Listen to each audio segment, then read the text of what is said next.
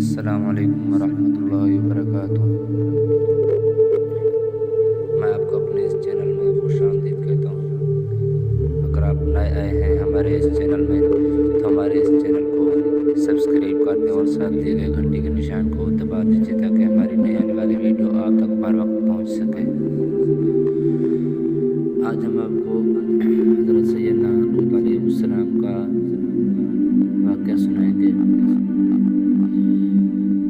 تو چلیں، ابھی تک جس نے ہمارے اس چینل کو سبسکرائب نہیں کیا وہ ہمارے اس چینل کو سبسکرائب کر دیں۔ تو چلیں شروع کرتے ہیں آج کا جو ہم نے واقعہ بیان کرنا ہے کہ حضرت سیدنا لوط علیہ السلام اپنے وقت کے اولو العزم پیغمبر ہیں، نہایت صابر و شاکر شخصیت ہیں۔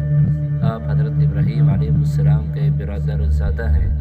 جب آپ نے قوم کو توحید کا درس دیا اور افعال بد سے روکا، نیکی کی دعوت فرمائی، تو قوم ہدایت کی بجائے پیغمبر کی اظہار ثانی کے متعلق فیصلہ کرتی ہے۔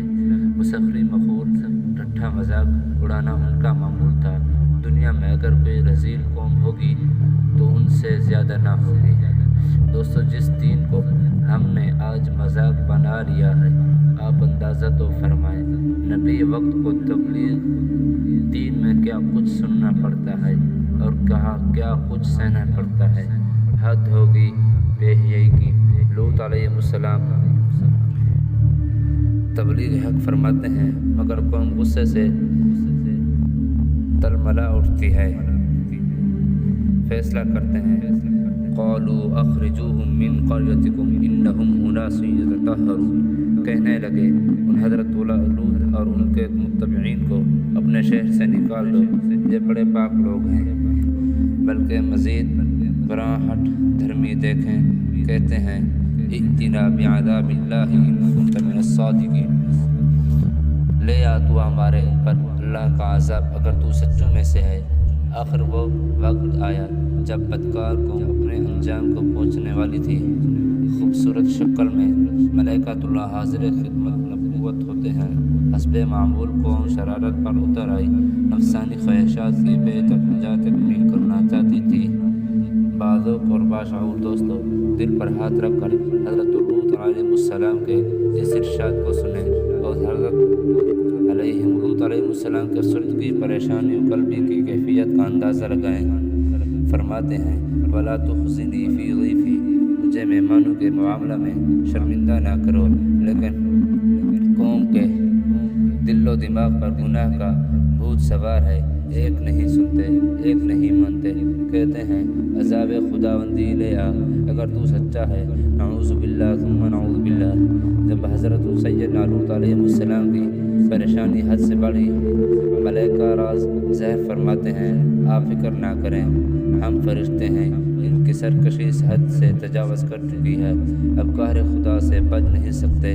آپ علیہ السلام سے شہر سے باہر تشریف لے گئے۔ قوم پر عذاب نازل ہوا۔ ناعاقبت اندیش لوگ قیامت کی صبح تک آنے والی انسانیت کے لیے نشان عبرت بن کر رہ گئے۔ اللہ تعالی ہمیں معصیات سے بچائے۔ مگر حقیقت یہ ہے فَإِن لَّمْ تَكُونُوا مَعَ لُوطٍ بِعِلْمٍ، برادران مکرم، اس واقعے سے ثابت ہوا عالم الغیب صرف اللہ تعالی ہی ہے۔ حضرت لوط علیہ السلام عالم الغیب ہوتے تو اپنے مہمانوں کے لیے معاملہ میں پریشان نہ ہوتے۔ فائدہ، بعض ذلت مآب و احباب اندر کے روگی کہہ دیتے ہیں جی اگر حضرت لوط علیہ السلام کے گھر میں رہنے والی اہلیہ زوجہ بد عمل ہو سکتی ہے تو نعوذ باللہ ثم نعوذ باللہ۔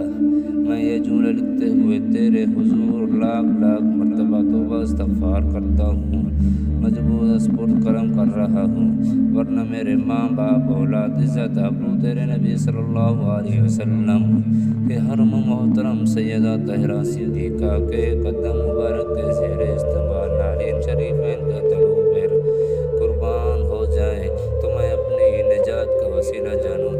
آخری نبی صلی اللہ علیہ وسلم کے اہل خانہ کا یہ حال کیوں نہیں ہو سکتا؟ ان کی خدمت نہایت درمندانہ گزارش ہے کہ دوستو، جس قرآن مجید نے سوچا لوط علیہ السلام کی ہلاکت و بدعمال کی خبر دی ہے، اس اسی کلام خدا نے سیدہ عائشہ رضی اللہ تعالیٰ عنہ کی عظمت و وفات کی گواہی دی ہے۔ سورہ نور کو بغور پڑھیں اور اس ناپاک شبہ سے بچیں۔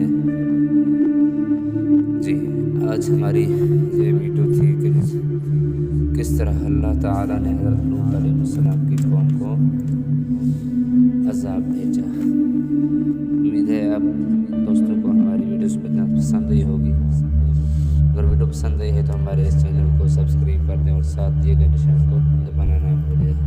اللہ تعالیٰ آپ کا حامی و ناصر ہو۔ السلام علیکم ورحمۃ اللہ وبرکاتہ۔